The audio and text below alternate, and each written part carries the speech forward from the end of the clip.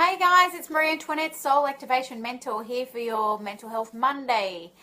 Hope some of you haven't missed me too much because I haven't been doing my Mental Health Monday for a couple of weeks, which is the first.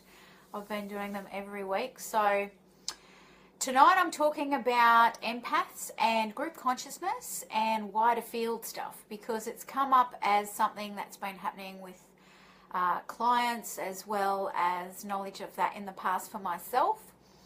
I'm just going to wait a little bit just to see who else jumps online. Hi, Nana. Please feel free to ask any questions down below, and I'm going to try and answer them as I speak tonight about this subject. So if you can read the subject line of the questions that I've asked this evening, you may want to start thinking about that. So I'm talking about empaths, and most people do know what empaths are, and if you're a sensitive person, you may know that empaths often feel things, feelings of others, and, feel environments, are quite sensitive to energy.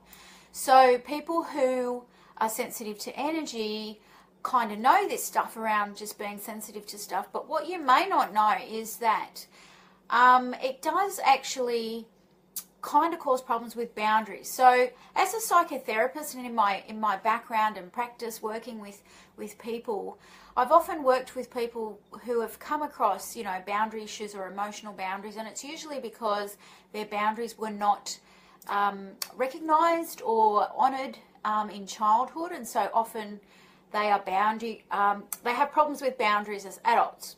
But when it comes to energy, it's a different kind of thing. So you can teach people how to set boundaries and, level someone and give them consequences for their actions and do all that kind of, mental stuff. But energetically, it's very interesting what can happen. So I'm just going to describe what can happen for an empath who's really connected to a wider field.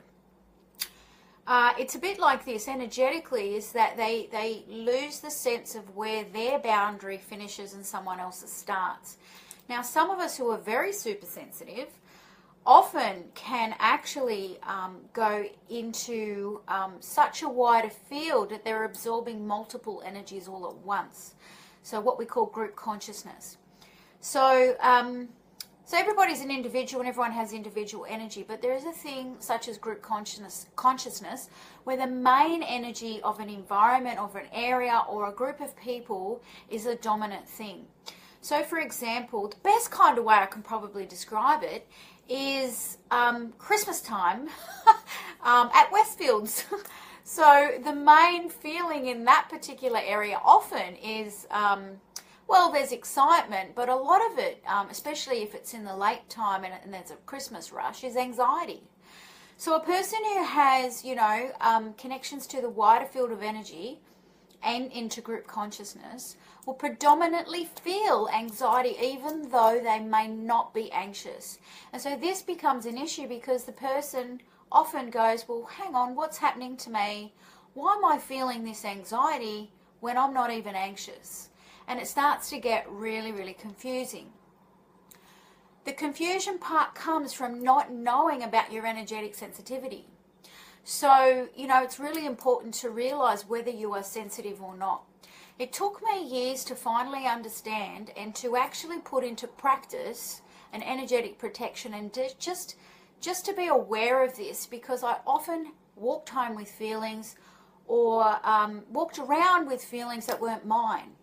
So I got into a regular practice of protection, energetic protection, and also when I was feeling a little bit off balance, I'd ask one very simple question, which was, is this mine or does this belong to someone else?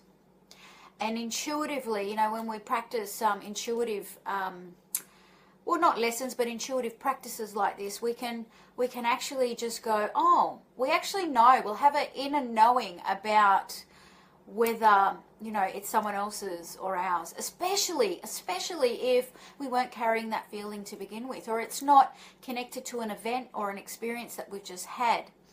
So it's important to just know this knowledge, and sometimes just being aware of actually having that sensitivity is really, really important. You know, I know for me, and I've often said in my videos, experiment, experiment, experiment. Like, you know, you can read a lot of knowledge and there'll be lots of information out there about this stuff, but experiment with yourself. You know, notice what's going on, journal about it, see what's happening. Because I tell you what, I mean, I read about protection and, you know, empath stuff many years ago, and it took me, as I said earlier, a long time to actually put into place those mechanisms for me to be able to see what was happening. Why? Because, well, knowledge is great, yeah, but application of knowledge and knowing the consequences of what happens when we don't apply knowledge is key to actually locking it in.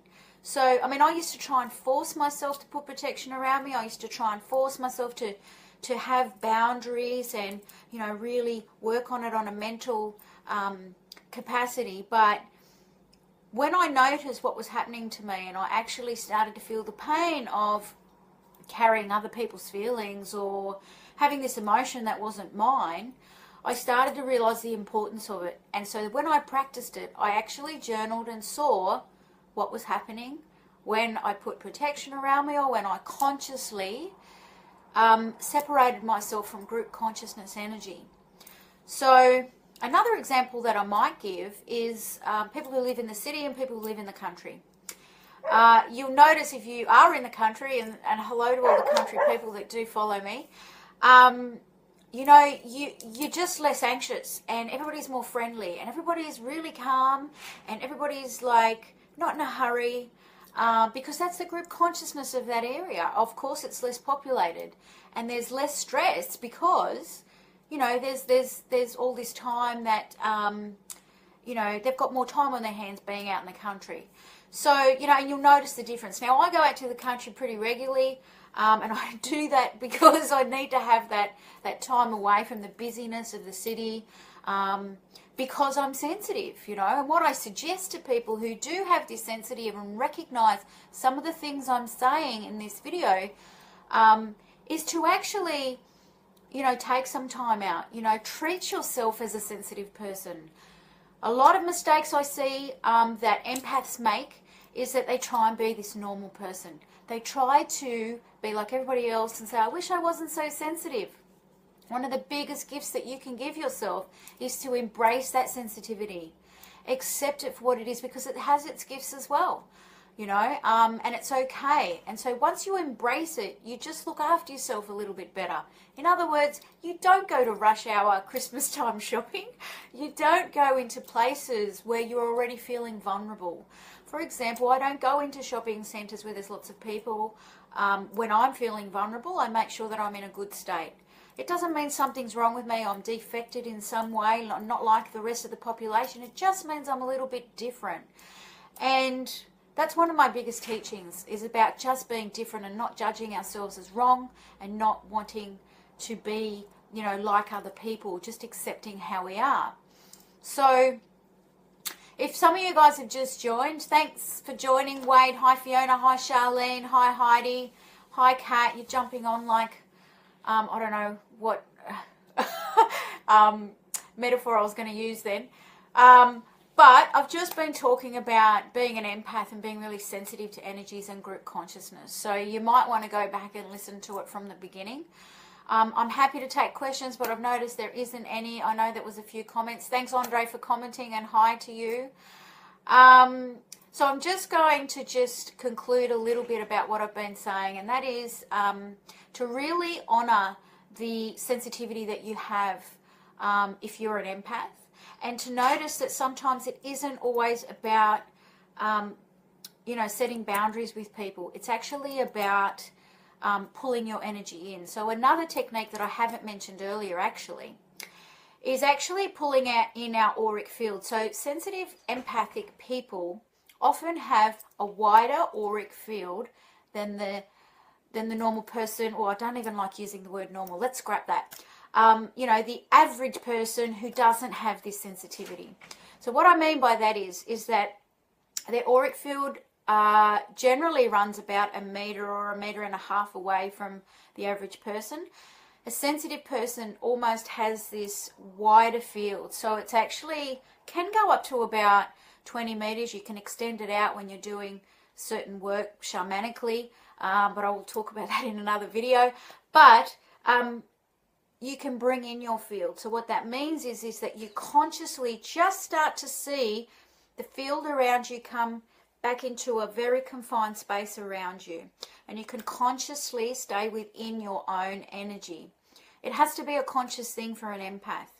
If you don't do it consciously, you will pick up other things. So it's really, really important to do it consciously.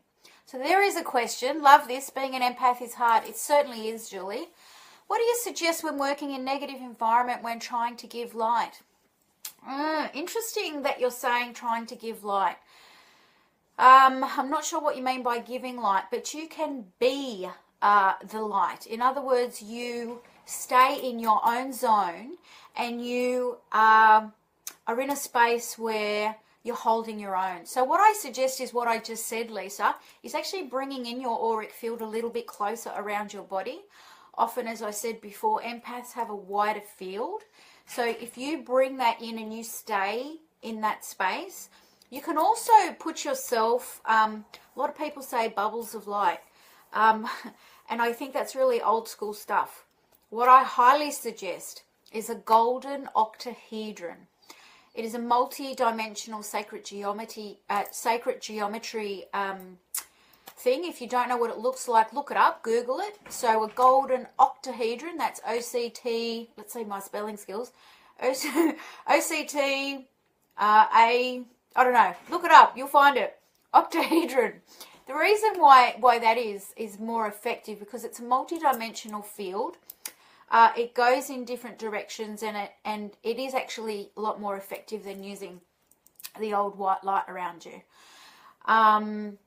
I just find it more effective. I know a lot of my clients find it more effective, and it also protects you from other energies that are interdimensional, but which I'm not going to go into again because I could talk about that for hours. So just some key things before I wrap up is just be mindful about your sensitivity, accept it, bring your energy field in, take care of yourself by not going into populated spaces or taking time out in nature. Get out to the country when you can, take some time out. Treat yourself as a sensitive empath and look after yourself. We look after ourselves with so many things like food and exercise and all this kind of stuff, but energetically, because we're not taught about our energy and it isn't mainstream stuff, we forget to look after that stuff. So if you find that you've picked up something from a group consciousness space or you've come home with some anxiety, again, a really good question to ask is this. It's important to center yourself first though. Center yourself and really connect to yourself and ask the very simple question, is this mine or is it someone else's? If you don't think you're intuitive enough, trust me that you will get an answer very quickly. The key is to ask your heart and get out of your head. So if you ask your heart will answer and it will tell you. If it's somebody else's, you may just set an intention that you're going to leave it somewhere else, shake it off you. One of the things an empath can do energetically is to do this, is to actually physically dust yourself off of this energy and say, this isn't mine, I'm going to dust this off. It actually works. It sounds so simple, but it's a very effective thing to do. And if it is yours, it might be something that you need to investigate or journal about, and you can still release it, but it's obviously something within you that's calling for your attention. So, thanks Fiona, thank you Lisa. Yes, the energy is badly in my work environment. You know, Lisa, there might be some lessons in those energies. Often when we find ourselves in a toxic environment, it's actually lessons for us to learn. And it's usually a soul lesson. So when I talk about soul lessons, it's usually, as a soul, we don't have any judgment. There's nothing that's good or bad. We want to experience things. So for example, if we want to experience forgiveness, and we want to know what that emotion feels like in human form, we will often have another soul that is the betrayer, who will betray us. And often that contract or that agreement is made in between lives. So I'm going off on different tangents here. But I want you to think about that, Lisa. Think about what, may be occurring there or what lessons are being offered to you. What's pushing your buttons, yeah? And just, you know, having that regular insight is good for an empath as well. Thanks, Fiona. Belinda, you jumped on when I'm just about to wrap up. Thanks, Wayne, for jumping on, but you may have to go back to the beginning of this live to listen to its content. So I'm just wrapping up, and I just want to say to all those empaths out there, I feel with you, I feel for you, and hopefully you can start to honour the sensitivity within yourself. So happy Mental Health Monday, and until next week, stay sensitive and grounded. Okay, see you guys. Bye.